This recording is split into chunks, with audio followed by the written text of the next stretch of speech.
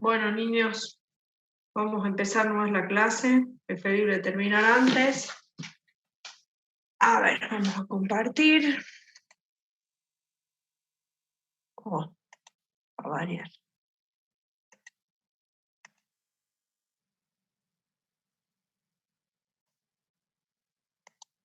¿Ahí ven bien? Sí. Perfecto. ¿Y me escuchan también? También. ¿Y ven ahí cuando pasé? Sí. Sí. Perfecto. Bueno, entonces lo que vamos a hacer ahora, acuérdense que hoy tenemos teoría y mañana también, porque bueno, yo cuando estuve aislada hubo una clase que suspendimos, así que bueno, vamos a avanzar. Lo que vamos a hacer hoy es seguir con la unidad 4, con la parte de interacciones entre especies, y nos vamos a centrar en dos interacciones. Acuérdense que hay muchas interacciones, nosotros nos dedicamos solamente a ver 4, que son depredación, competencia, parasitismo y mutualismo, y hoy nos vamos a dedicar entonces a mirar parasitismo y mutualismo. Entonces, como nosotros habíamos visto, siempre acuérdense cuando definíamos interacciones, acuérdense que ya hasta interacciones, hasta competencia intraespecífica, o sea, entre individuos de la misma especie, nosotros estábamos hablando de poblaciones, estábamos en ese nivel. A partir de cambiar y de mirar interacciones entre distintas especies, ya pasamos de nivel. Nosotros ya estaríamos en un nivel de comunidades porque estamos mirando cómo interaccionan distintas especies que están compartiendo un espacio y un tiempo. Mañana vamos a entrar específicamente en comunidades, pero esto tienen que tener muy presente. Ustedes se fijan, terminamos poblaciones, entramos en interacciones y después vamos a ver competencias. Pero siempre tienen que tener presente que esto de mirar interacciones entre especies distintas, estamos ya mirando a nivel de lo que está pasando en una comunidad, ¿sí? En un ambiente natural que uno mira, bueno, cómo las vacas comen pasto, cómo las abejas polinizan flores, cómo compiten plantas, ¿está bien? Entonces nosotros habíamos hablado, siempre tenemos, cuando empezamos con interacciones, nosotros miramos esta figura, donde siempre estábamos mirando cómo cambia la densidad de las dos especies, del tamaño o la densidad de las dos poblaciones en función de si estuvieran solas, ¿sí? Entonces, nosotros hablamos de la depredación, de la competencia, y hoy nos vamos a centrar en estas dos. Fíjense que cuando hablamos de mutualismo es una interacción positiva para las dos especies, en donde si nosotros miramos qué significa que sea positiva, es que ambas especies se benefician en la interacción, y si lo miramos midiéndolo como el tamaño poblacional o como específicamente, por ejemplo, como la densidad, veríamos un aumento en ambas especies debido a esta interacción que se establece entre ambas. Por otro lado, el parasitismo, ya lo dijimos, es un tipo de depredación particular en donde una especie se ve favorecida, que sería el parásito, y la otra especie se ve perjudicada, que es el huésped. Bueno, acuérdense que siempre cuando hablamos de interacciones, dijimos que como nosotros miramos los efectos de esas interacciones, lo podemos mirar a nivel individual, ¿sí? Donde miramos la supervivencia, el crecimiento y la reproducción del individuo que está interaccionando, o a nivel poblacional, mirando esas dos poblaciones, o sea, podríamos mirar a nivel individual de cada una de las especies, o a nivel poblacional podemos mirar las dos poblaciones que están interactuando, y lo podemos medir a través de la tasa de la natalidad y la mortalidad, y por lo tanto podemos estimar la tasa de crecimiento y mirar cómo es la tasa de crecimiento de esas dos especies que están interaccionando. Simplemente vamos a empezar con depredación, y entonces recordemos que la depredación es una interacción por la cual un organismo llamado depredador se alimenta de otro llamado presa, estando esta última viva en el momento del ataque. Dentro de la clasificación funcional, nosotros habíamos hablado de una clasificación taxonómica donde estaban carnívoros, herbívoros y omnívoros, y dentro de la clasificación funcional teníamos 4 tipos en donde encontramos los parásitos y los parasitoides, que es un caso particular del parásito. Bueno, ahora estas características la vamos a ver un poquito más en detalle. Entonces fíjense acá en parasitismo, hay 4 fotos, simplemente mostrarles, por ejemplo, en la foto A son microparásitos de insectos, En la foto B tenemos microparásitos de crucíferas, fíjense como un virus en la raíz, cómo se desarrolla como un nódulo. En C tenemos el clásico macroparásito de animales, que es la tenia, y acá tenemos macroparásitos de plantas, que son los hongos. Entonces, uno cuando a veces, mirándolos desde la ecología, la interacción que se establece, por ejemplo, entre los virus y bacterias con los huéspedes, es un parasitismo. Bueno, veamos entonces específicamente el parasitismo.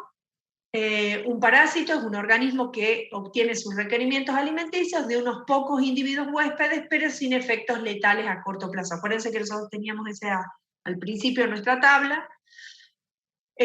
¿Cuáles son las características que tiene el parasitismo? Acuérdense que en el parasitismo, en este tipo de depredación, nosotros le cambiamos el nombre, o sea, no se llama depredador y presa, se llama parásito y huésped. El parasitismo es muy importante y ustedes imagínense ahora con el COVID y todo lo que son las enfermedades transmitidas por parásitos, es muy importante y de hecho hay una rama, bueno, en la medicina y en la parte veterinaria, en la parte de fitopatología, por ejemplo, que estudian todo lo que son las enfermedades por virus, parásitos y hongos. Entonces, digamos, este tipo de depredación es muy importante y muy relevante desde todo lo que hace a la sanidad humana, animal y vegetal.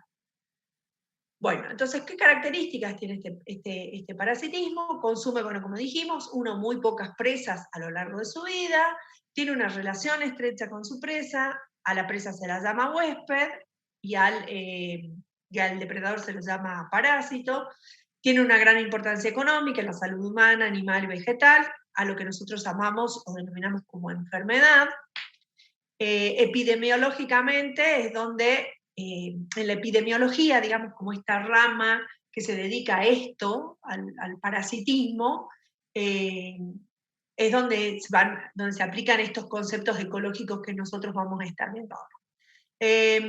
Muchos de los problemas que se tiene, y si no piénsenlo, o sea, a mí me gustaría que con esta clase de parasitismo, cuando hagan el práctico, creo que pueden elegir algún parásito. Fíjense si se eligen, por ejemplo, el COVID o alguna enfermedad que les parezca relevante y que puedan estudiar su ciclo y entenderlo bien. Pero uno de los problemas que se tiene desde el estudio del parasitismo es que muchos huéspedes son coespecíficos, es decir, que viven de manera agregada. Entonces es muy difícil a veces poder estudiarlos, o sea, se le estudia como la enfermedad, como la transmisión, ¿sí? Pero es muy difícil porque viven de manera agregada en muchos casos. Como todo, y por eso este tema me parece que les va a ser muy fácil de entender y de llevarlo a la práctica, en las poblaciones existen, a nivel de la población, existen individuos que son susceptibles, existen grupos de riesgo que mueren, existen individuos que son tolerantes, que tienen una base genética resistente, y también a su vez desde el lado del parásito, hay cepas que son más virulentas que otras, y entonces en esto rápidamente ustedes tienen que pensar en el COVID, y entonces miren cómo está actuando el COVID a nivel humano, y entonces van a ver rápidamente grupos de riesgo, individuos más susceptibles, individuos más tolerantes dentro de las poblaciones, e incluso esto de las cepas más virulentas, ¿no? Esperen que me estoy preparando el mate. Bueno. Bueno, esto es una aclaración, que en la actualidad el 50% de las especies conocidas son parásitos, tanto de hongos, parásitos, virus. ¿Y acá qué pasa? Bueno, es simplemente mostrarles el año pasado, cuando empezó la pandemia, ustedes estudian de un libro, que es el Begon, Michael Begon, este señor sigue vivo, y es este señor que ustedes ven ahí, en esta foto de arriba. ¿Sí? Él es el que escribió el libro, este señor. Y él se dedica, fundamentalmente su área o su línea de investigación es la parasitología, y entonces el año pasado dio un seminario muy interesante, no sé si después pueden ampliarse o imprimirla, pueden ver, no sé si seguirá subida ahí, pero fue una charla muy linda.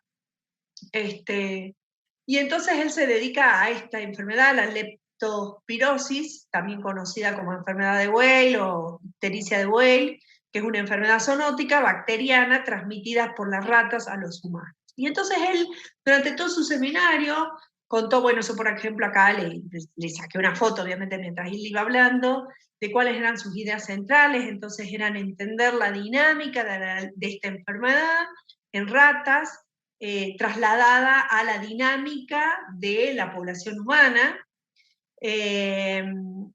y mirar o intervenir sobre el control de las ratas y de esta interfase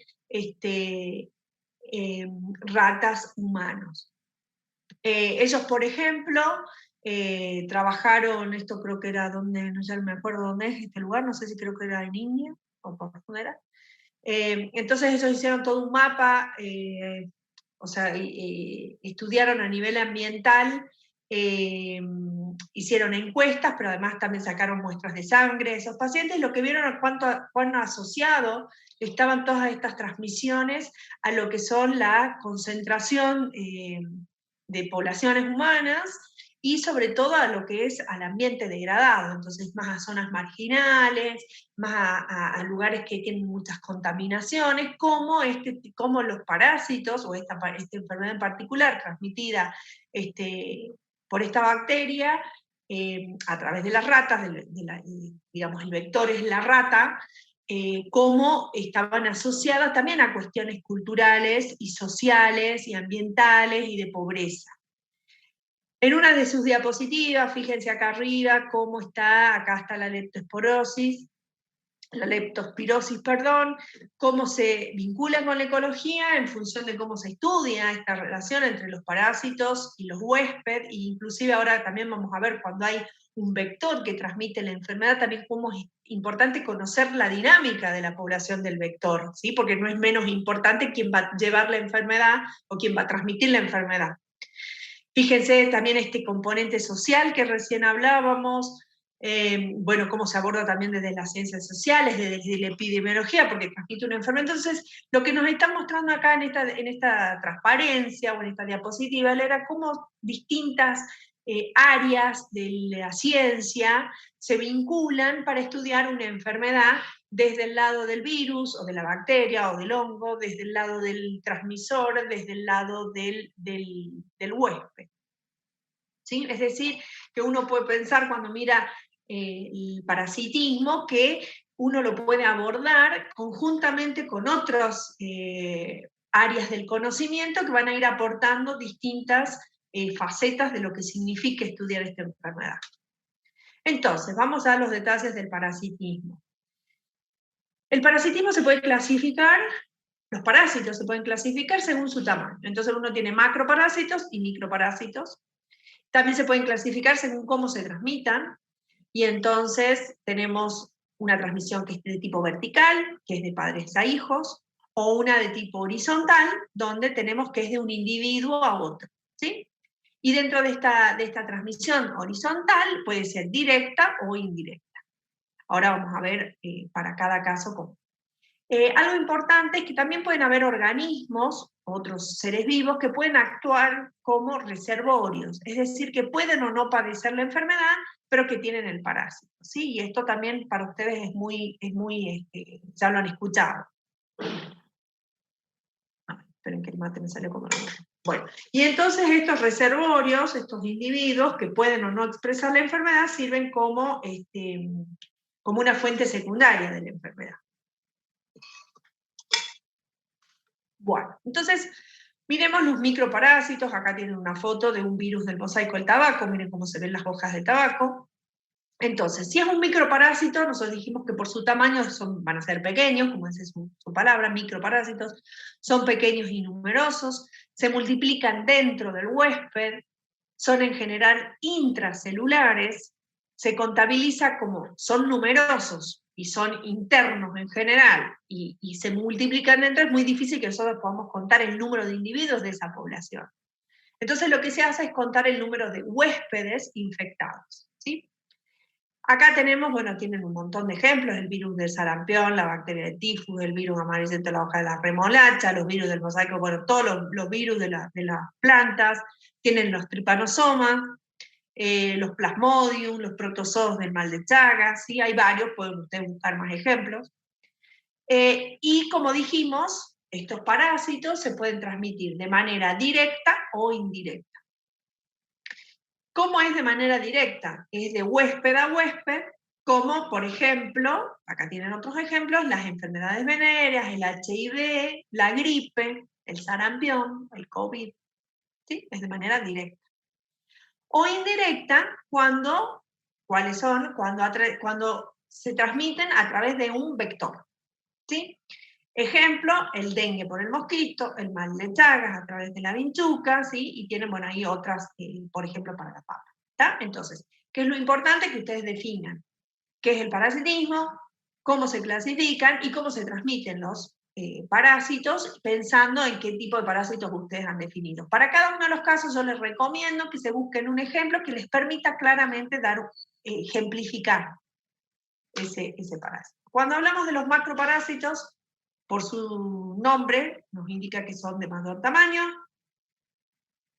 en general crecen, pero no se multiplican dentro del huésped, tienen un ciclo de vida bastante más complejo por ser de mayor tamaño, pasan fases que pueden completar más de un huésped o vector, o sea, pueden pasar por otros huéspedes intermediarios, y a su vez, ¿se acuerdan cuando nosotros clasificábamos cómo podían ser los depredadores y generalistas o especialistas? En este caso también, generalistas puede ser, por ejemplo, como la ligaria, que son hemiparásitos que parasitan muchas especies de leguminosas, o pueden ser especialistas de los hábitats dentro de los huéspedes. Por ejemplo, porque cada uno de los huéspedes, a su vez, es un ambiente heterogéneo para ese parásito, ¿sí? Por ejemplo, puede ser que un parásito entre, por ejemplo, por un contagio a través por ejemplo, que uno se rasca los ojos y entre por los ojos, pero su lugar de ubicación final, por ejemplo, puede ser el corazón. Se puede buscar un montón de enfermedades transmitidas y entonces mirar que dentro del huésped, el huésped es un ambiente heterogéneo y eso significa que, bueno, un parásito puede ingresar a un huésped por una vía, pero su lugar final o donde se va a desarrollar o va a crecer es en otro lugar. En este caso, como son macroparásitos, sí se contabiliza el número de parásitos de los huéspedes infectados. También pueden transmitirse, como habíamos planteado, de manera directa, como pueden ser, por ejemplo, los nemátodos o los piojos, las garrapatas, o indirecta, como los esquistosomas a través de caracoles que luego afectan al hombre. Creo que acá tengo después un esquemita. O sea, de nuevo, búsquense un ejemplo para un macroparásito que se transmita de manera directa y de manera indirecta. Ejemplos: nemátodos, teñas, duelas, piojos, ácaros, pulgas, garrapatas, hongos, insectos minadores, o sea, hay un montón de ejemplos. Elíjanse uno que a ustedes les parezca. Acá está la del nemato. Entonces, a su vez, los macroparásitos, que son de mayor tamaño, se pueden clasificar en ectoparásitos o en endoparásitos, dependiendo si están en la superficie, ¿sí? O sea, en el ectoparásito, si viven en el exterior del huésped. Por ejemplo, tenemos los gusanos platermitos que se alimentan de la piel o de agallas de peces, los anfibios, peces y reptiles, digamos, estos platelmitos, los piojos, las pulgas, los hongos de la piel, ¿sí? Estos son ectoparásitos. Y los endoparásitos, como dice su nombre, habitan o se desarrollan en cavidades o fluidos. Por ejemplo, los nemátodos intestinales del hombre, acá tenemos la famosa tenia, o también en animales, los hongos foliares, por ejemplo, ¿sí? Entonces, bueno, acá tienen un esquemita de esta enfermedad que es transmitida, el vector es el caracol, que es un nemátodo, se llama el ciclo de vida de fasciola hepática, la enfermedad se llama fascioliasis, que es la infección por la duela hepática, fasciola hepática, un platenito, que se contagia por la ingestión de berros u otras plantas acuáticas contaminadas. Produce reducción en la ganancia diaria del peso, acá está en el caso de ovejas y de vacas, produce reducción en la ganancia diaria de peso, menor conversión alimenticia y menor producción láctea en el ganado. Ustedes imagínense, y esto es lo que decíamos al principio, cuál es la importancia de estudiar los parásitos. ¿Sí? Imagínense desde la producción, por ejemplo, de carne, ¿sí? Desde la salud humana, desde la producción de vegetales, ¿sí? O sea, tiene muchísima importancia. Bueno, acá hay algo interesante, importante que nosotros sepamos. Existen dos términos que son importantes que sepamos: prevalencia e intensidad. Cuando nosotros hablamos de prevalencia, nos estamos refiriendo a la proporción de la población infectada por parásitos y a que es igual al número de huéspedes infectados por la población total. O sea, si yo quiero saber a nivel de la población cuántos infectados hay, que eso es lo que hace en epidemiología y nos dan a nosotros el informe diario, es decir, cuántos, el número de personas infectadas en función de la población total. ¿Sí? Y en caso cuando hablamos de intensidad, nos estamos refiriendo al número de parásitos en o sobre el huésped y es igual al número de parásitos por huésped. Entonces, cuando hablamos de prevalencia, o sea, fíjense cuando hablamos de prevalencia y cuando hablamos de intensidad, o sea, estamos hablando de microparásitos, hablamos de prevalencia, y de macroparásitos estamos hablando de intensidad. Esos son los términos con los que uno se refiere a saber con cuánto, o sea, cuál es el número de huéspedes infectados o cuál es el número de parásitos por, ¿sí? Dependiendo de cuál sean los parásitos que estamos considerando. Ahora nosotros siempre cuando, por ejemplo, en depredación nosotros hablamos de la respuesta de los organismos a los depredadores. Bueno, en el caso de los huéspedes también hay una respuesta frente a los parásitos. En el caso de los organismos modulares, acuérdense que son las plantas en general, pueden ser de tres tipos. Una respuesta de tolerancia, ¿sí? O sea, que la planta tolera nuevamente el ataque o al parásito, y entonces lo que nosotros vamos a ver es, lo que observamos como tolerancia es, vemos un crecimiento y desarrollo del huésped, para eso se generan como islas verdes alrededor de la infección, generando mayor cantidad de fotosintato. En realidad lo que vemos como tolerancia es como una respuesta exacerbada, más bien sería como si quieren un pequeño crecimiento compensatorio en esa zona donde es atacada. Es como que se forman unos islotes verdes donde hay más producción de fotosintato. También tenemos respuestas de hipersensibilidad. Algunas plantas, por ejemplo, generan fitoalexinas, o sea, se defienden. En realidad esto sería más bien como una respuesta de evasión, si nosotros la lleváramos a nuestra clasificación de evasión o tolerancia. De fitoalexinas para evitar la propagación desde el lugar inicial de la infección, y las fitoalexinas son, bueno, de tipo inespecífico, es decir, que se produce una respuesta como de defensa para que no se propague a todo el órgano. De hecho, hasta a veces puede ocurrir que el ataque por parásitos lleve a la abscisión de la hoja para evitar que se siga propagando, pero bueno, esto es una respuesta directa al ataque del parásito. Y después tenemos respuestas morfológicas que tienen que ver con reconocimiento de una partícula extraña, por ejemplo, puede ser un huevo de un insecto, que va a desencadenar, por ejemplo, la formación de una galla. Yo ahora, si tenemos tiempo, les muestro un trabajo que yo hice cuando estaba haciendo mi doctorado, de cómo insectos pueden oviponer en las hojas forman una galla, el parásito se desarrolla completamente y sale un adulto de ahí, y después esa hoja cae. Pero mientras está desarrollándose ese parásito dentro, esa hoja sigue siendo fotosintéticamente activa. O sea, uno la ve verde, pero está como una forma de una galla, o sea, hay un crecimiento distinto a lo que es una hoja normal. O sea, la hoja no está abierta, no está fotosintetizando, está cerrada y plegada formando una galla, pero sigue fotosintetizando. Cuando el individuo adulto sale, esa hoja se enece y cae. Esas son como respuestas, hay muchas respuestas, por supuesto, a los parásitos. ¿Y de qué va a depender? Fíjense que al ser una relación tan estrecha entre el huésped y el parásito, el tipo de respuesta que se desencadena va a ser muy específica entre esa asociación. O sea, va a depender mucho de las especies interactuando, cómo responden o no a la presencia del parásito. De hecho, muchos parásitos llevan a la muerte. ¿Sí? Bueno, en el caso de los organismos unitarios existen respuestas, o sea, de comportamiento o respuestas de tipo inmune, y bueno, y entonces ahí ya estaríamos en todo lo que ustedes conocen, como todo lo que son las defensas, el sistema inmunitario, las vacunas, el comportamiento en cuanto al aislamiento, o de hecho a que se propague la enfermedad, porque las personas viven hacinadas, esto que planteaba Begon en su estudio, de cómo está asociado, por ejemplo, a lugares marginales, en el sentido que la gente vive, al ser, por ejemplo, pobre o tener pocos recursos, viven muchas personas en la misma casa, entonces cómo se propaga la enfermedad, porque está asociada al comportamiento. ¿Sí? Y en cuanto a la respuesta, bueno, como decíamos que pueden haber individuos susceptibles, individuos resistentes, grupos de riesgo, ¿sí? Todo eso hacia la variabilidad y por ejemplo, todo lo que sea el sistema inmune y a la producción de anticuerpos. Bueno, con eso terminaríamos todo lo que es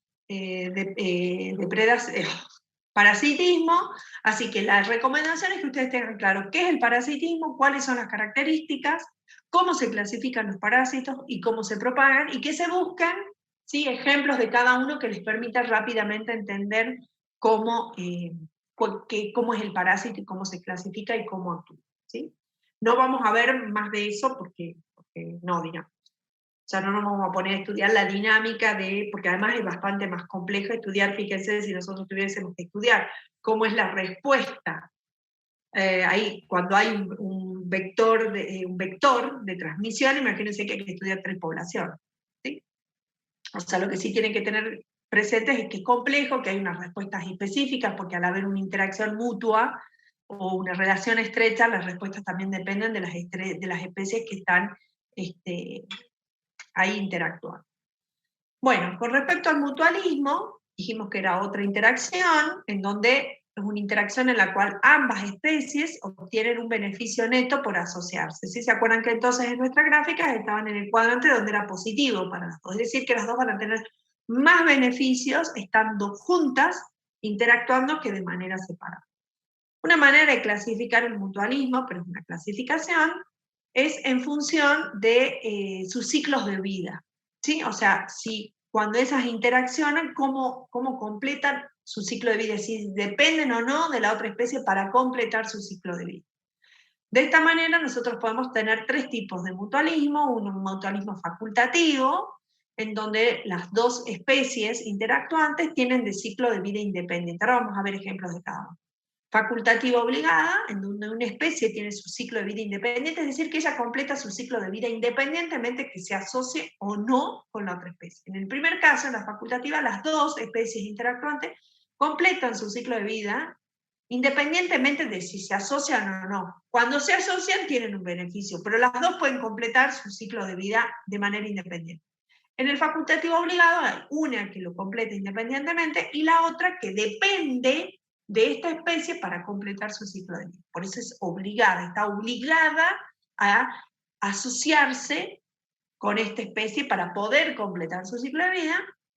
Y en obligadas, o simbiosis, que ustedes ya lo conocen este término, es cuando las dos especies obviamente tienen un ciclo de vida obligado, o sea, cuando las dos tienen un ciclo de vida dependiente, quiere decir, donde están integrados uno con el otro, y ahora vamos a ver qué ejemplos hay. Es decir, que las dos para completar su ciclo de vida necesitan estar asociadas, por eso se llama simbiosis, como esa asociación bien íntima. Veamos ejemplos. Sí. Tengo una duda con las facultativas obligadas. Ahí vi que había una foto de una abeja polinizando una flor. Sí. O sea, ¿la relación es con una especie en específico? Es decir, ¿la planta necesita un polinizador específico o la relación viene a que necesita un polinizador en general? Ahora lo vemos si querés al ejemplo. Dale. Pueden ser las dos cosas. Porque de nuevo depende de quiénes se asocian. ¿Sí? De nuevo pueden haber mutualistas que son generalistas, o sea que en realidad la interacción, o sea la polinización es un tipo de mutualismo, ¿sí? Porque una planta necesita del polinizador. Pero a su vez, si uno ya mira específicamente las especies, puede decir, bueno, es súper específica en el sentido de que esta especie solamente es polinizada por este animal. ¿Sí? Claro. O sea, la polinización en sí es una interacción de tipo mutualista. ¿Se acuerdan cuando veíamos en depredación, habíamos puesto ahí lo que era polinización y dispersión, tenía una llavecita que decía mutualismo. Ahora lo vamos a ver, porque aun cuando hay depredación, ahora lo analizamos bien, sigue siendo una interacción mutualista. Bueno, veamos esto entonces. ¿Cuáles son las características del mutualismo? Que las dos especies cuando se unan, cuando se asocian, tienen un beneficio.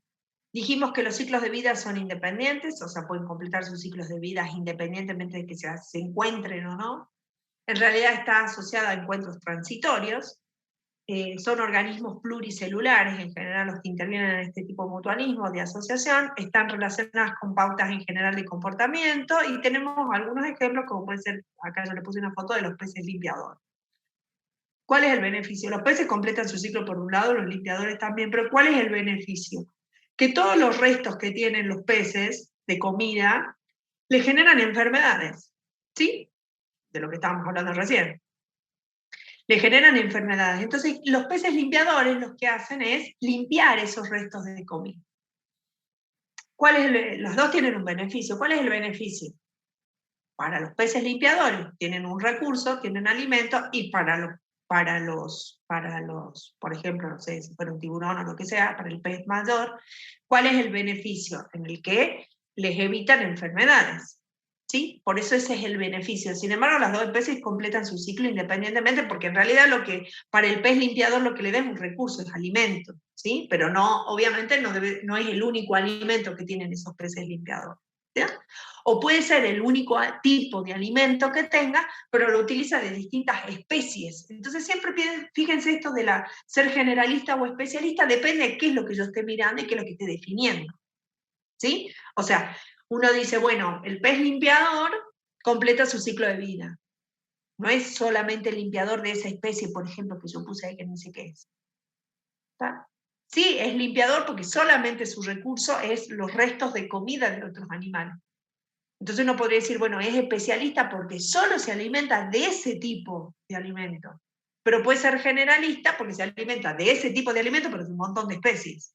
Eso siempre tenganlo presente al momento de definirlo o de contarlo.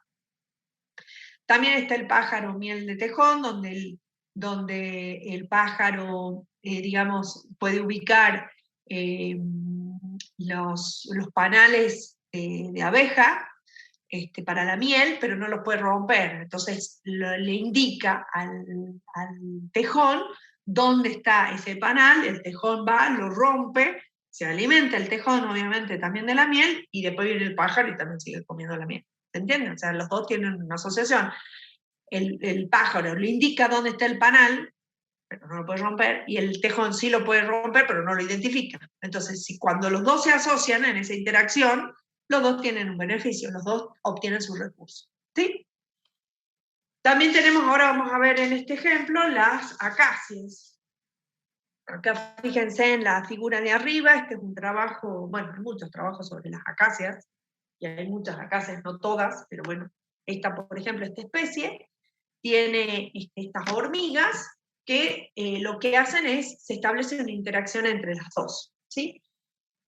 ¿Cuál es el beneficio de cada una? Por un lado, esta especie de acacia, fíjense que se llama acacia cornigera, tiene como unas espinas grandes que son huecas. Entonces, las hormigas estas desarrollan, o sea, estos huecos les permiten como tener un hábitat ahí, ¿sí? ¿Y cuál es el beneficio? Digamos, además tiene como nectaríferos que les permite también alimentarse en las plantas. ¿Cuál es el beneficio que tiene la acacia? Que lo que hacen las hormigas, por ejemplo, es ramonear o cortar o eliminar todo lo que son hojas de otras ramas que se superponen con, con esta planta. Entonces le elimina la competencia. Igualmente también, por ejemplo, en esta figura lo que nosotros tenemos es la proporción de larvas vivas Y entonces fíjense, porque también creo que se alimentan de, a ver, no me acuerdo mucho este ejemplo.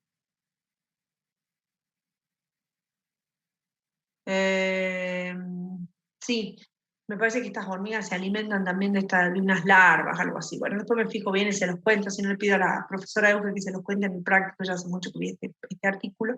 Pero fíjense cómo es cuando las acacias no están ocupadas por estas hormigas, cómo es el número de estos supuestos depredadores, porque uno puede esperar, pues, si mal no me acuerdo, estas larvas después dan lugar a depredadores, a insectos depredadores. Entonces, fíjense, cuando no está ocupada por estas hormigas, la cantidad de larvas que tienen, mientras que cuando está ocupada por las hormigas, fíjense cómo se reduce. Entonces, los dos tienen un beneficio. Por un lado, las hormigas tienen lugar donde poner sus propios huevos o donde desarrollarse, y además tienen alimento, y las acacias a su vez tienen defensas, tienen quien les elimine sus competidores y sus depredadores, ¿sí? Entonces tienen un beneficio mutuo. En este otro caso, como facultativa, era lo que yo les contaba, ustedes pueden pensarla a la polinización como que puede estar en las tres categorías de mutualista, dependiendo cómo uno la defina. Fíjense acá, nosotros tenemos Apis mellifera, la abeja común, la abeja de la miel, y tenemos a Glycine max, que es la soja. La soja en realidad se autopoliniza, es decir, que no necesita del polinizador para completar su ciclo de vida. Sin embargo, siempre que exista polinización, tiene un beneficio a nivel de la especie, ¿sí? Por el intercambio génico que hay a nivel de la población. Entonces, las dos, la abeja también puede polinizar otras especies, se puede alimentar del néctar de otras especies, ¿sí? ¿Cuál es el beneficio que tienen esas dos? O sea, las dos es facultativo, ¿por qué? Porque las dos completan su ciclo de vida independientemente, pero ¿cuál es el beneficio cuando se asocian? O sea, cuando es polinizada por estas abejas, fíjense acá, este es un trabajo que un grupo de acá, donde tienen rendimiento de la soja promedio, kilogramos por hectárea, y fíjense, sin polinizadores, porque tiene la capacidad de fecundarse, entonces tenía este rendimiento promedio, con polinizadores nativos, tiene este rendimiento, y con polinizadores nativos más las colmenas de Apis mellifera, fíjense cómo aumenta el rendimiento de la soja. Entonces las dos, en definitiva, tienen un beneficio, ¿sí? Por asociarse. Sin embargo, ustedes tienen que pensar algo, cuando uno piensa en la polinización, ¿por qué uno dice, bueno, pero no deja de ser una depredación?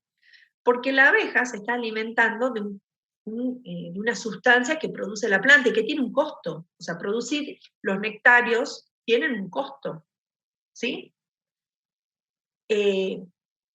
Porque es producir azúcares en unas estructuras especiales que les permite que cuando los polinizadores entran a buscar ese recurso, se llenan sus patitas o sus alas de los granos de polen y salen, y entonces se van a otra flor a buscar alimento, y en lo que van a la otra flor, ¿qué hacen? Depositan los granos de polen. Entonces producen la fecundación, la polinización, ¿sí?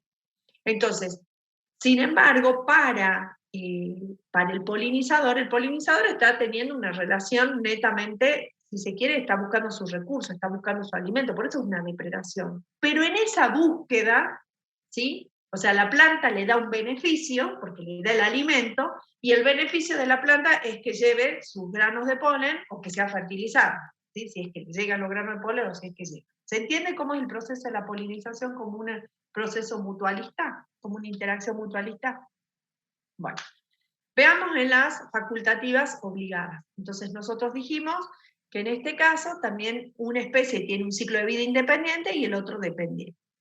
También son encuentros transitorios, son organismos pluricelulares, se deben generar entre organismos pluricelulares, está relacionada también con pautas de comportamiento en general, y acá tenemos nuevamente la polinización, y entonces, ¿cuándo en este caso, y también tenemos la dispersión de semillas, cuándo en este caso la polinización va a ser obligada para alguna especie? Cuando esa especie, ¿sí?, necesite sí o sí de la otra especie para poder completar su ciclo de vida. Por ejemplo, especies que tienen los sexos separados, o que no se autopolinizan. ¿sí? Que sí o sí necesitan de la polinización, tienen polinización cruzada, necesitan de este vector que lleve los granos de polen de una flor a otra para que se complete el ciclo de vida de esa especie, ¿sí? Entonces, en este caso vemos un ejemplo de polinización donde, por ejemplo, para la planta es obligada, mientras que posiblemente para el polinizador no, pueda polinizar muchas flores, ¿sí? o obtenga sus recursos de muchas especies. A su vez, si es súper específico ese polinizador, entonces de nuevo volvemos a hablar si es generalista o especialista para las dos. Bueno, acá tienen un ejemplo de prosopis, de dispersión. Acuérdense que decíamos, bueno, la dispersión, ¿por qué es una relación mutualista? Nuevamente, porque los frutos, fíjense cuando se produce la maduración de los frutos y piensen en la diversidad de frutos, de especies con frutos vistosos, aromáticos, con muchos hidratos de carbono. Todo eso es atractivo y todo eso tiene un costo para la planta. Sin embargo, ¿cuál es el beneficio que tiene la planta? ¿Eso qué hace? Atrae a los depredadores, atrae al que se los va a consumir. Sin embargo, en general, las semillas no se dañan en el proceso de que come ese alimento y lo que hacen esos depredadores es dispersar las semillas. Entonces, el beneficio para el dispersor, para el animal que dispersa, es el alimento, es un recurso, lo hay, come. Ahora, ¿cuál es el beneficio que tiene la planta? El beneficio es que sus semillas son dispersadas y entonces de esa manera se completa el ciclo de vida. De nuevo, para mutualismo, búsquense ejemplos que a ustedes les permita claramente explicar cada uno de estos tipos de clasificación. Acuérdense que la clasificación también es subjetiva, uno ve interacciones, ¿sí? Bueno, acá tienen el ejemplo de una facultativa y una obligada, es Opuntia quimilo, que es una especie dioica, era lo que estábamos diciendo, es decir, que sí o sí necesita de la polinización cruzada, ¿sí? De que venga un polinizador y lleve los granos de polen de una planta a otra, porque los sexos están separados. Bueno, sin embargo, fíjense que tiene varios polinizadores, tiene un gremio de polinizadores. Ese gremio está representando a muchas especies que tienen la misma manera de alimentarse o de obtener sus recursos, es decir, a través de los nectarios o incluso también se pueden alimentar de los granos de polen. ¿Sí? Entonces, fíjense que el gremio o los polinizadores de Opuntia son abejas, abejorros y también colibríes. ¿Está bien? ¿Qué es en este caso? La interacción es obligada.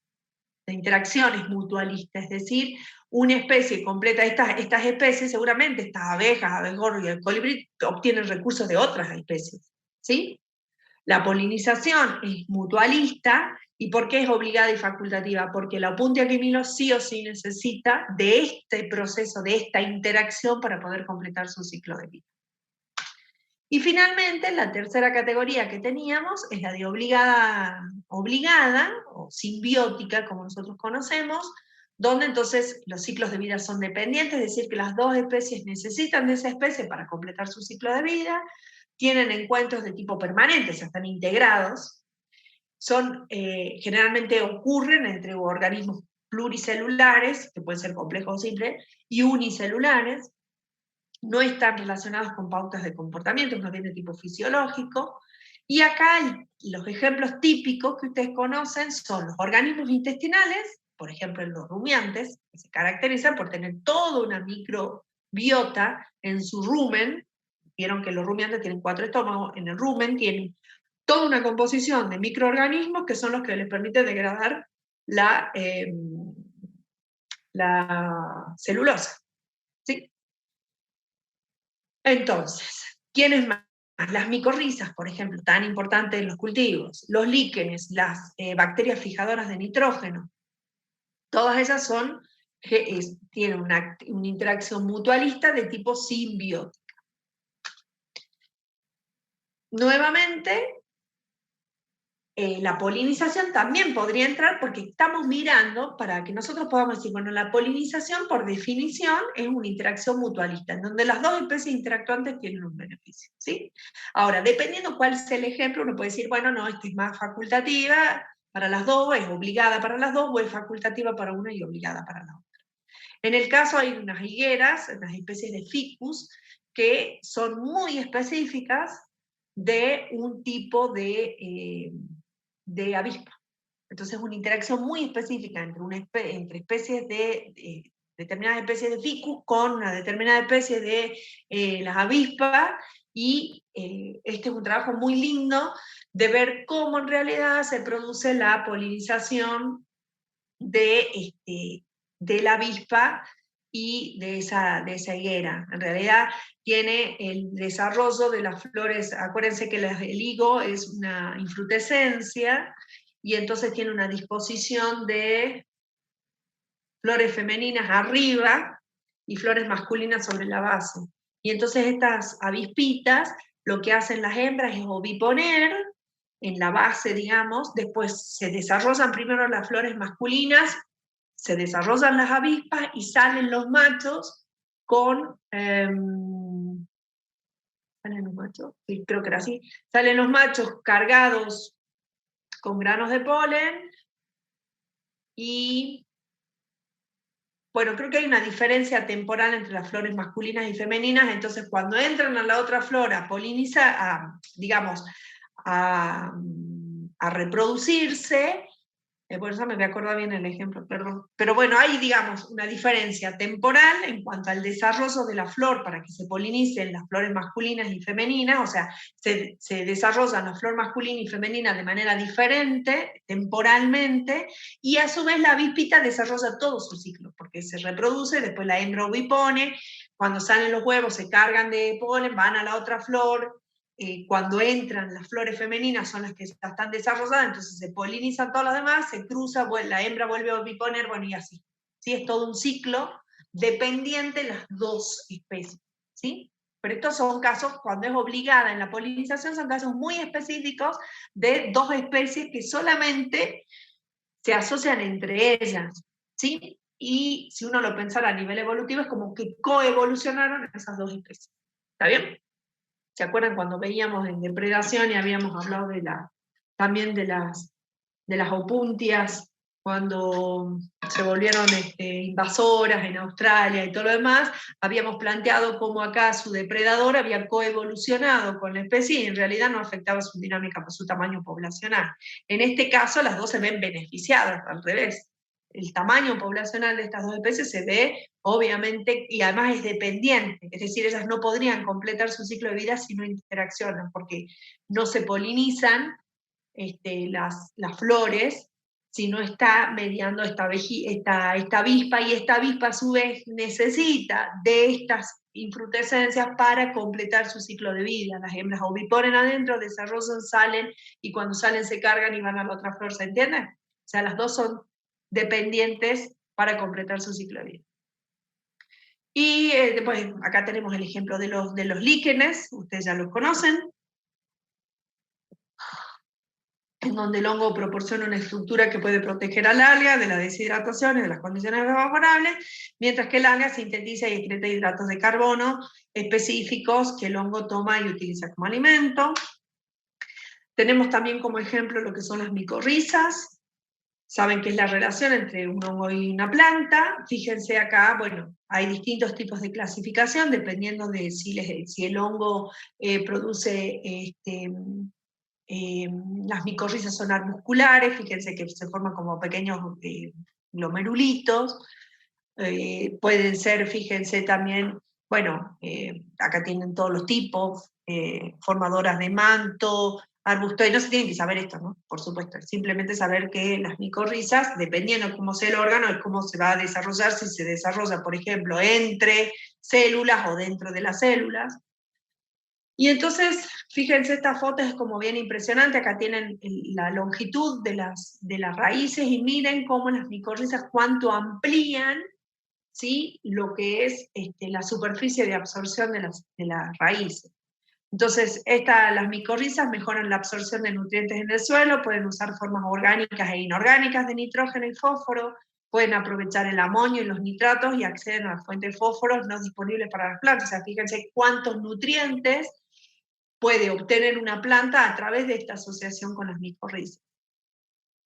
Bueno, dijimos que también aumentan la absorción del agua, protegen a las raíces también frente a algunos parásitos e interaccionan también con otros microorganismos. Es decir, les da el costo, igualmente fíjense que para una planta con micorrizas, tiene un costo, ¿sí? Porque el hongo se está alimentando de los productos propios de la planta. Entonces la planta, en vez de poder realocar esos productos a producir más raíces, producir más hojas, más tallos, lo que sea, están siendo utilizados por estos hongos. Sin embargo, el hongo le da muchos beneficios a la planta, sobre todo si está creciendo en ambientes deficientes de nitrógeno, de fósforo o de agua. Bueno, nada, acá una foto de también las micorrizas, obviamente puede ser ectomicorrizas, lo que yo decía, si a nivel está entre las células, o endomicorrizas, fíjense, arbusculares, porque están dentro de las células. Lo que tenemos acá, esto lo tienen en el libro, es una relación entre la concentración de fosfatos en los brotes de puerro y el peso seco de los brotes de la planta. Sin micorrizas son los círculos abiertos, y en plantas infectadas con el endofito, o sea, con micorrizas. Y entonces fíjense cómo es el porcentaje de fósforo en los brotes, ¿sí? O sea, cómo varía la materia seca en función del porcentaje de fósforo para plantas infectadas y para plantas no infectadas, ¿sí? Bueno, ¿qué tenemos acá? Otro ejemplo son los rhizobium, o sea, son las bacterias fijadoras de nitrógeno en las plantas, y entonces acá tienen los nódulos, ¿sí? Que se forman. Fíjense, bueno, acá hay unos detalles de fotografías electrónicas. Y entonces, ¿cuál es el beneficio? Obviamente, las bacterias se alimentan de los fotoasimilados o de los compuestos producidos por la planta, y la planta tiene el beneficio de poder fijar nitrógenos en ambientes deficientes. O sea, fijan nitrógeno que es atmosférico, que no lo podrían hacer sino intermediado por las plantas fijadoras. Y acá tienen un ejemplo de leguminosas versus no leguminosas. Acuérdense que las leguminosas se caracterizan por tener esta asociación con bacterias fijadoras. Y entonces miren cómo es este análisis. Acá tenemos el peso seco por recipiente, tenemos crecimientos de plantas de soja, partiendo desde una densidad de 0 desde una densidad de 8 plantas hasta 0 plantas, y después tienen una proporción de plantas de gramíneas, fíjense, de Paspalum, que no tienen asociación con las bacterias fijadoras, cultivadas de manera separada y en cultivos mixtos, con y sin fertilizantes nitrogenados y con y sin inoculación de rizoma. Entonces acá pueden ver varias cosas, ¿sí? Tienen un experimento de sustitución donde se van sustituyendo las proporciones de cada una de esas especies, y tienen en ambientes que están nitrogenados, en ambientes no nitrogenados y en ambientes que están suplementados o sea, tienen un experimento factorial y tienen un ambiente suplementado, o sea, que está inoculado por un rizoma. Y entonces fíjense acá cómo es el peso seco por recipiente cuando están las dos especies creciendo juntas, sin nitrógeno y sin rizobia, y fíjense cómo empieza a cambiar el peso o el rendimiento para cada una de estas especies si hay nitrógeno. Cuando hay nitrógeno, obviamente las dos especies se ven beneficiadas. Fíjense acá cómo cuando no hay nitrógeno, pero sí hay rhizobium, cómo claramente quien aumenta el peso por recipiente, ¿quién es? La soja, ¿sí? Es glicina, porque tiene la ventaja de asociarse con el rhizobium y poder fijar el nitrógeno atmosférico. En este caso, sí, rhizobium, a ver. Sí. En este caso, cuando tienen nitrógeno y no tienen rhizobium, fíjense cómo uno podría mirar acá quién es más competidora, y en realidad entonces nosotros tenemos mayor peso seco en el caso de Paspalum. Es decir, que en un ambiente cuando no hay nitrógeno disponible es más eficiente en la competencia por el nitrógeno la no gramínea, Paspalum, que glicina. ¿Sí? Por eso es lo que nosotros vemos acá. Cuando hay nitrógeno disponible, cuando uno suplementa nitrógeno. Y en el experimento, bueno, fíjense, cuando tenemos las dos, sigue siendo más eficiente, obviamente porque hay nitrógeno, hay suplemento de nitrógeno, siguen siendo Paspalum, pero igual, fíjense cómo aumenta el peso seco para glicine, porque además tiene la bacteria fijadora. ¿Sí? Este gráfico, por favor. Analícenlo bien, fíjense todo lo que pueden estar mirando en ese gráfico. ¿Sí? Bueno, acá otro ejemplo, tienen Azospirillum con Lycoperdicum, con tomate. Bueno, tienen una bacteria que también se alimenta de azúcares producidos bueno, por medio de fotosíntesis, y a cambio las bacterias toman el nitrógeno que se encuentra en abundancia en el aire y lo transforman bueno, en amonio, nitrato de cloruro. Entonces, fíjense, acá tenemos cómo es algunos datos tomados, tenemos el peso fresco para raíces y para la parte aérea, y tenemos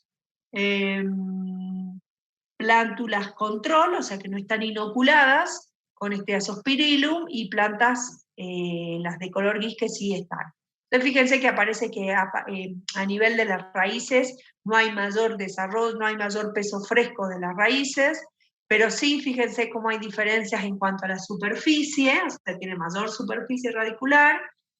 Sí hay diferencias en la parte aérea, o sea, si se ve, fíjense en esta fotito, como si se ven diferencias, esta debe ser la control y esta es la inoculada, fíjense cómo no se ven diferencias a nivel del peso de las raíces, pero sí en cuanto a la superficie que abarcan, a la superficie radicular, a la parte aérea, y sin embargo, fíjense cómo se ve una disminución en las inoculadas en cuanto a la longitud, es decir, no. Siempre piensen que cuando uno estudia interacciones y va a medir una variable respuesta, es importante, como siempre lo planteamos, es importante qué especies son interactuando, que están interactuando, cómo responden cada una a esa interacción, y cómo pueden, según la variable que yo tenga, puedo ver o no ver un efecto. Es decir, que uno cuando dice, bueno, mutualismo, las dos tienen un beneficio, no es que tienen un beneficio en todo, porque nuevamente, para la planta, eso es un costo. Aún cuando tenga un beneficio, es un costo, porque hay recursos que en vez de ser destinados a una cosa son destinados, pero el beneficio total, ¿sí?, es mayor que el costo que tiene producir los fotoasimilados que va a utilizar el hombre. Y como siempre, como estamos diciendo, es importante ver cuál es el órgano que estamos analizando, porque no necesariamente se va a ver un efecto sobre todos los órganos. ¿Está bien? Bueno, y para terminar, lo que tenemos aquí es, esto no lo tienen que saber, es simplemente comentárselo. Si uno mira de nuevo esa figura de arriba, puede decir, bueno, ¿cuál es la interacción contraria al mutualismo? Es la competencia, porque nosotros decíamos, bueno, la competencia es una interacción negativa para las dos especies, ¿sí? Es decir, que cuando ellas se asocian, su tamaño poblacional, por ejemplo, va a ser menor que cuando se crecieran solas, y eso ya lo vimos.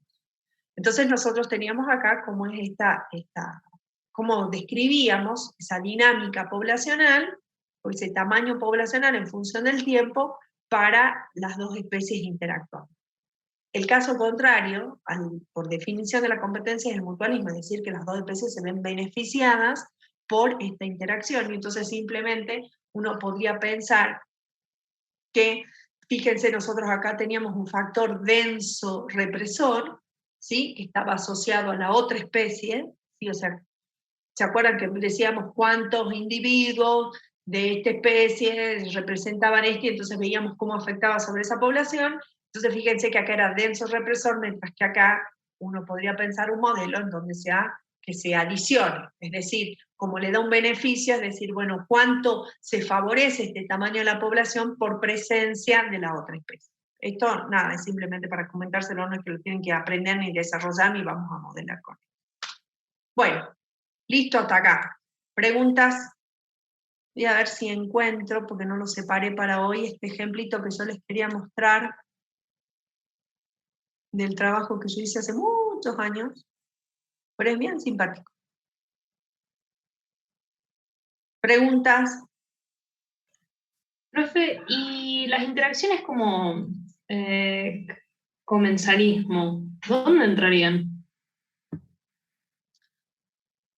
El comensalismo es positivo para una y neutro para la otra, ¿no? Entonces uno podría pensar alguna interacción, digamos, donde para una especie no tenga ningún ni beneficio ni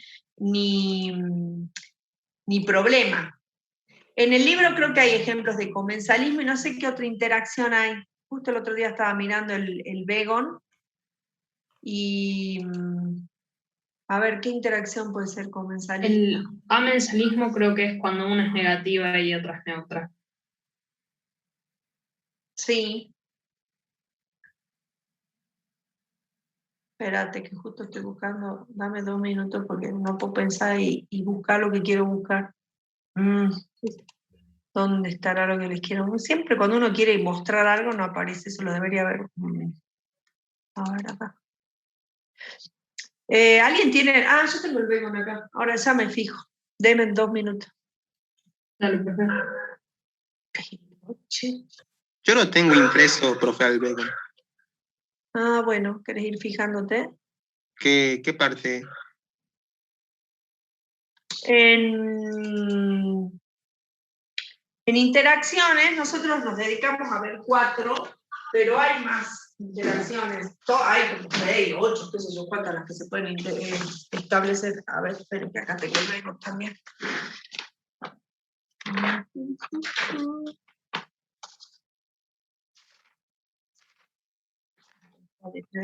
¿Dónde está?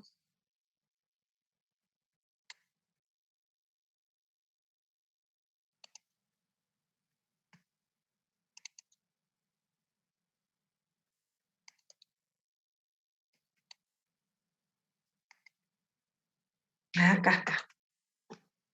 Ahora les comparto. Ay, ¿esto qué le pasó? Ahí está. Ahora les muestro este trabajito que yo hice. Esperen que busquemos mutualismo, este es el capítulo 13.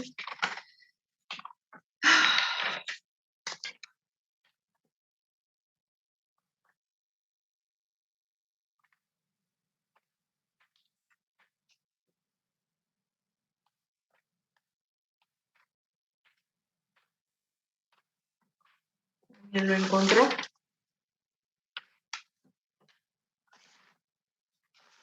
Para antes. 13, 12 es parasitismo y enfermedad. A ver. En el 11 es descomponedores y detritívoros. Acuérdense que los descomponedores y detritívoros es beneficioso para uno y nada para el otro, porque en realidad ya está muerto el otro. ¿Sí o no? Claro. O sea, los descomponedores empiezan a interactuar con la materia muerta.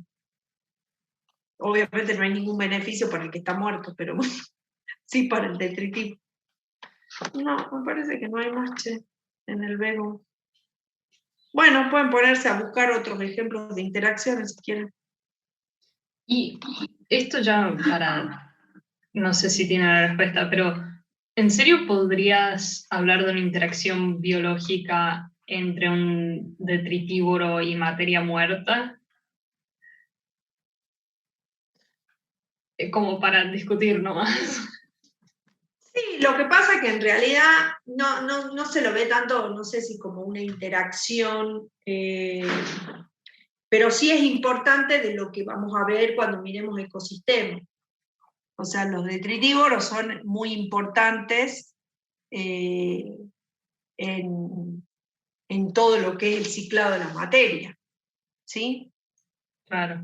Entonces sí es súper importante entender o estudiar el detritivorismo o los descomponedores, porque son muy importantes a nivel del ecosistema. O sea, eso que uno puede decir, bueno, en realidad, ¿cuál es la interacción? ¿De quién estamos mirando? Bueno, pero uno puede decir, va a depender de la disponibilidad de materia muerta. La disponibilidad de materia muerta va a estar determinando la dinámica de la población de los detritívoros, ¿o no? Y claro, Y entonces uno puede mirarlo a nivel del ecosistema, cómo va a afectar, por ejemplo, la caída de la hojarasca, o bueno, un montón, todo lo que sea el sustrato de esos detritívoros. Y eso no es menor para todo lo que son el ciclado de nutrientes en el suelo y todo lo que significa para las otras poblaciones. Recuerden que siempre nosotros estamos planteando cómo nosotros nos centramos en mirar simplemente cómo interaccionan dos individuos, dos especies, perdón, o individuos de dos especies, pero en la naturaleza ahora hay mucho más que eso.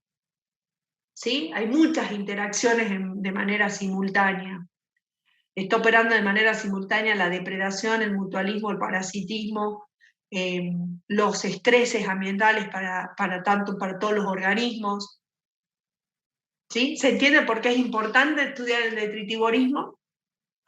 Totalmente. O los descomponedores, porque en el otro nivel, cuando lleguemos al otro nivel y veamos que son una caja muy importante, es importante saber, porque uno puede estudiar la dinámica del reciclado de nutrientes a nivel del ecosistema, es a través de los detritivos. No hay forma.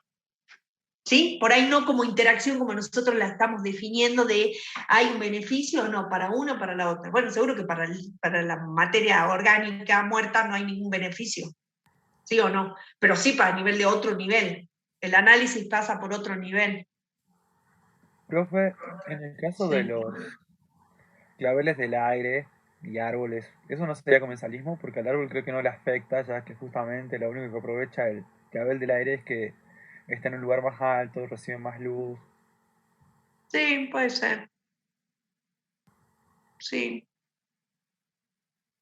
Bueno, hay un montón, si se meten en internet hay un montón de, por ejemplo, comensalismo, donde uno tiene un beneficio y no le genera un costo a la otra especie. ¿Sí? Pero bueno, qué sé yo, busquen amensalismo, comensalismo. A ver. Bueno. ¿Está? Les quiero mostrar mi ejemplito. ¿Por qué tanta cosa abierta? Ahí va, les voy a mostrar el trabajito que hice hace muchos años. ¿Lo ven ahí? Sí, profe. Bueno, este es un caso particular, bueno, no es un caso particular, es un caso que yo estudié, yo hice mi doctorado en Entre Ríos, en el Parque Nacional El Palmar, y yo estudiaba cómo el fuego y el pastoreo afectaban la respuesta individual de unos arbustos. O sea, el Parque Nacional del Palmar era, cuando había ganado, era las palmeras y pastito, y cuando hicieron el Parque Nacional se volvió un arbustal. Entonces, una de las especies que yo estudiaba era un arbusto de Baccaris, que estaba lleno el parque, y entonces lo que queríamos estudiar era cómo había sido la respuesta, yo lo estudié a nivel individual, cómo era la respuesta de estos arbustos al fuego y al pastoreo, ¿no? Y entonces, una de las cosas que vimos es que, bueno, había llamativamente, cuando empecé a mirar y a estudiar a este Baccaris, lo que veía era que sus hojitas estaban así, ¿ven? ¿Ven esta galla? ¿Ven esta hojita? En vez de tener su forma, su morfología típica, estaba plegada, ¿sí? De esta manera, y formaba una gallita. Y cuando uno la abría veía huevitos o veía distintos estadios de algún insecto. Entonces me puse a estudiarlas, además de lo que estaba haciendo, y entonces, bueno, la especie del arbusto se llama Baccaris dracunculifolia, una asterácea, no sé si ya habrá cambiado el nombre, y el bichito, el insecto, se llama Neoperma baccaridis y es un homóptero. Entonces, lo que hicimos fue mirarlo desde la anatomía. Entonces fíjense acá arriba tienen cómo era la anatomía de la hoja, de una hoja normal, y fuimos mirando cómo cambiaba esa anatomía a partir de la oviposición de las hembras. O sea, las hembras ponían sus huevos en la nervadura central, eso desencadena una respuesta de la planta, que lo que hacía era, para evitar, digamos, como un parásito, lo que ocasionaba era que esa hojita se pliegue y quede ahí como aislado. Sin embargo, esa hipertrofia, hiperplasia de esos tejidos que terminan formando la galla, ahí adentro desarrolla su ciclo de vida este bichito. Lo que veíamos también era que permanecían, como ya les decía, esas agallas carnosas durante todo el desarrollo del insecto, y cuando emergían, los tejidos después posteriormente se iban secando hasta que la gallita se terminaba cayendo. Entonces, bueno, acá tienen todos los estadios, fuimos mirando, abriendo en distintos momentos, y entonces fíjense cómo eran los estadios de neopelma, desde ninfa 1 hasta adulto. Y entonces la pregunta que yo me hacía era, me hice dos preguntas, era si la abundancia, o sea, el número de ataques de neopelma, estaba relacionada con el tamaño y el sexo, y la cantidad de compuestos fenólicos como posibles compuestos antiherbívoros de las plantas hospedadoras, y si la producción de capítulos, o sea, la reproducción de esos individuos estaba afectada por la presencia de agallas, porque en realidad uno cuando los veía estaba lleno. Bueno, entonces, ¿qué hice? Mostré individuos. Yo quería ver, primero si estaba asociada al sexo, porque neopelma tiene sexos separados, Baccharis tiene sexos separados, entonces era buscar plantas femeninas y plantas femeninas similares en altura, o sea que yo lo que estuviese viendo, las respuestas estuviesen asociadas solo a lo que estaba mirando, que era el ataque de este insecto. Y entonces lo que hicimos fue, bueno, medir estas plantas, como decía, estos son 2 sitios, y entonces miramos, ¿qué era lo que estábamos mirando? Bueno, cómo era el tamaño de, tomamos plantas que no tenían agallas y que tenían agallas, y entonces miramos cómo era el tamaño, digamos, la altura, el diámetro, la cobertura, para esos 2 grupos de plantas, y también miramos, bueno, y vimos que había una correlación entre lo que era la altura, el diámetro, la cobertura y el número de agallas. Es decir, que cuanto mayor eran los individuos, mayor tamaño tenían esas plantas. O sea, como que parece que había una selección de los bichitos para oviponer en plantas de mayor tamaño. ¿Sí? O sea, acá teníamos plantas con agallas y sin agallas, y veíamos que las plantas que tenían agallas tenían mayor tamaño, mayor diámetro, mayor.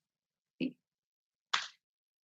Con diferencias en el sexo, lo que vimos era que las plantas masculinas tenían mayor altura, mayor número de agallas, fíjense. No sé si todas estarán distintas, pero bueno, miremos el número de agallas, entonces nosotros veíamos que había diferencias. Cuando elegimos plantas femeninas y masculinas, teníamos que elegir plantas que tuvieran similar tamaño para que esté asociada quizás a características propias del sexo y no del tamaño. Entonces fíjense que más o menos todas las características que elegimos eran similares en las plantas femeninas y masculinas, y vimos que las plantas masculinas tenían más número de agallas que las plantas femeninas. Me estoy acordando, ¿no? O sea, que me lo acuerdo tanto. Cuando miramos esos compuestos fenólicos como respuesta antiherbívora, vimos que las plantas masculinas tenían menos compuestos fenólicos que las plantas femeninas. ¿Sí?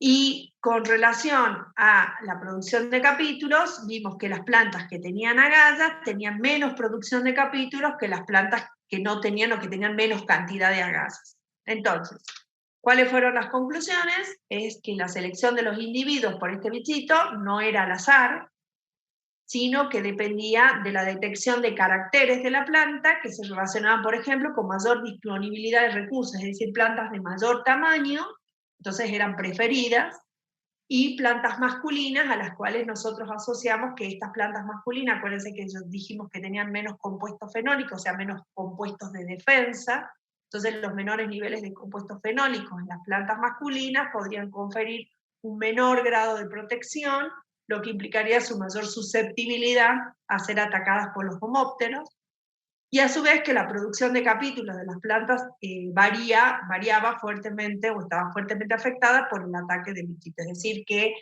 los recursos que originalmente podrían estar destinadas a la producción de capítulos estaban destinadas a mantener estas agallas, a esta interacción. Bueno, y eso no. Ya les mostré mi ejemplo. Bueno, más preguntas. Yo por mi parte creo que no, profe.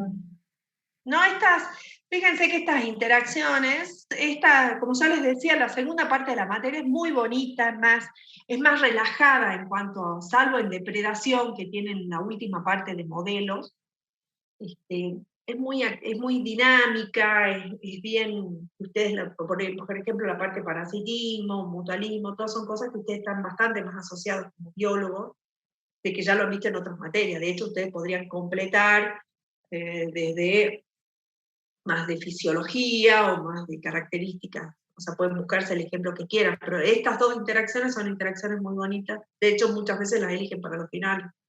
Cuando uno les da un tema para elegir, muchos eligen mutualismo o parasitismo para dar, porque como no tiene modelos, ¿está? Buen dato. Siempre, la mayoría de los exámenes. Bueno, hay algunos que hablan poblaciones, otros que hablan competencias. Competencias también es bonito. Bueno, hay de todo, ¿no? Hay algunos que les gusta más un tema que otro, pero muchos eligen mutualismo, por ejemplo. Bueno, preguntas, si no le digo a la profesora Euge que entre así ven los parciales. Por mi parte no, profe. No sé qué dice. No sé si tienen preguntas de otras cosas, de otros temas que quieran que aprovechemos. Porque hoy es mi día de consulta también. Digamos, todavía tengo un rato más disponible, así que si alguien quiere fijarse o que veamos algunas...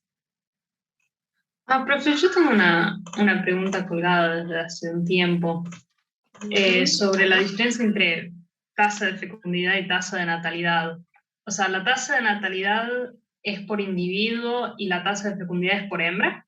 O sea, de individuos nacidos por... bueno. Listo, porque me las había mezclado. Así es, usted lo ha dicho.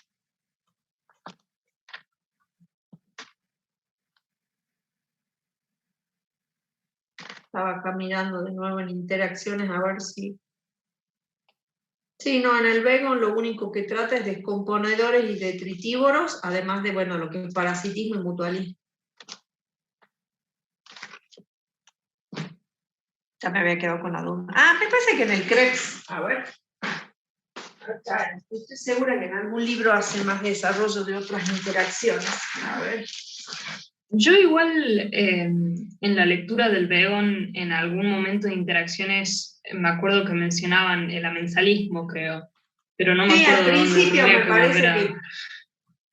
Sí, me parece que cuando empieza con interacciones, fíjense que el Begon siempre tiene así como un capítulo medio de introductorio.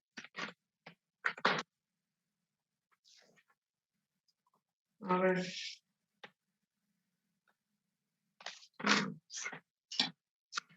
Hay toda una...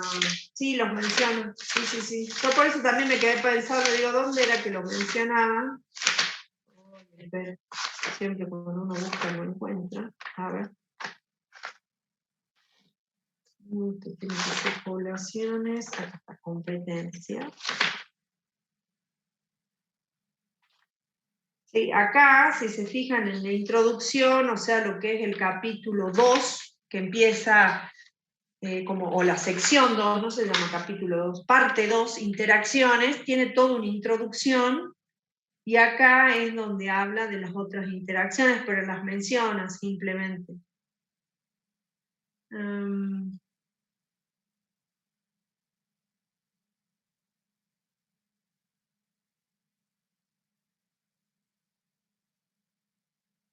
Vamos a ver lo que es competencia. Bueno, fíjense.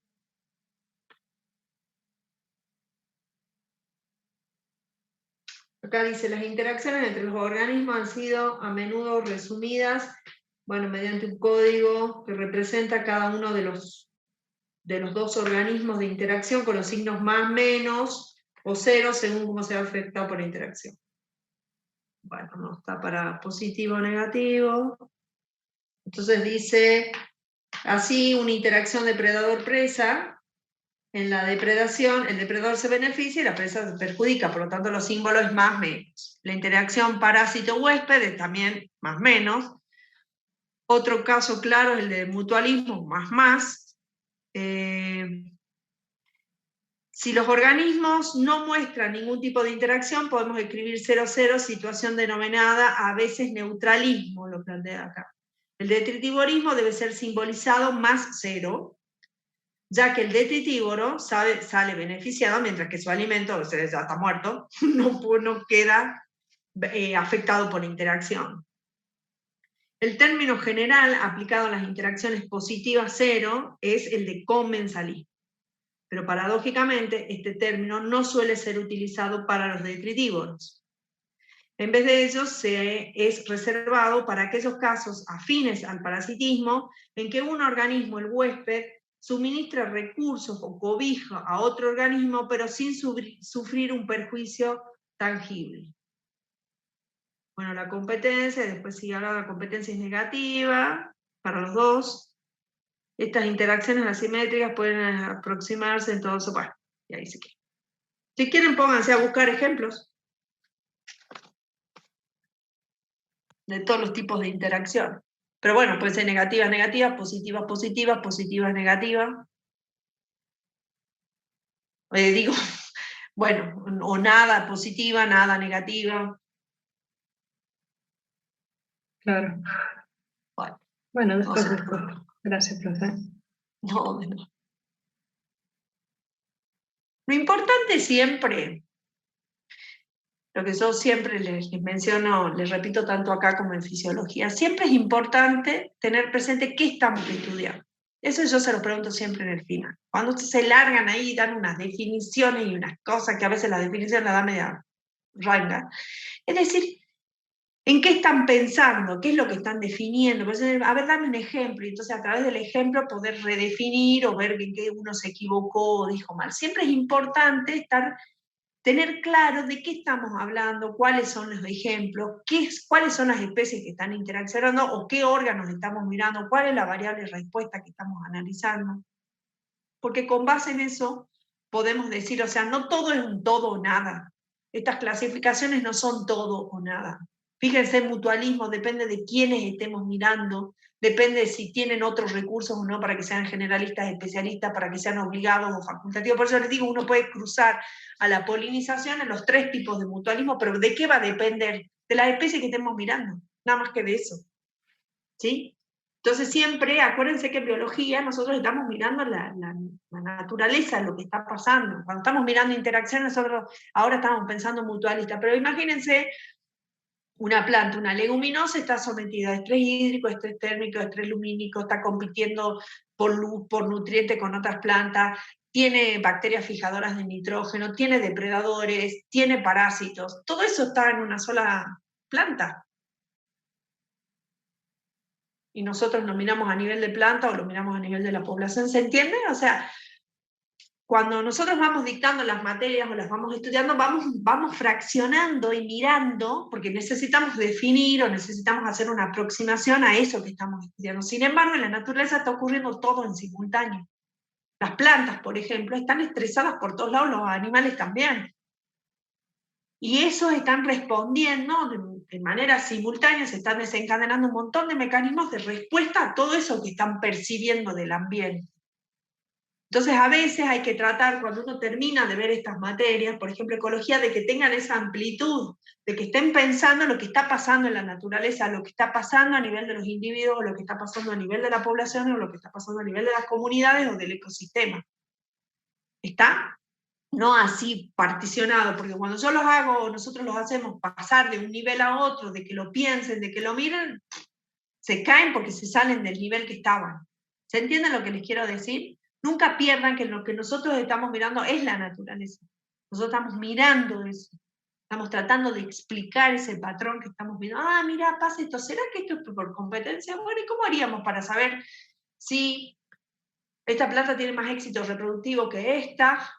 Y esto se debe a la competencia y no a otra cosa. Y entonces ahí uno plantea un experimento, uno busca un patrón, plantea un experimento, pone a prueba una hipótesis, ¿sí? Pero siempre mirando la naturaleza, no es que nosotros nos inventamos.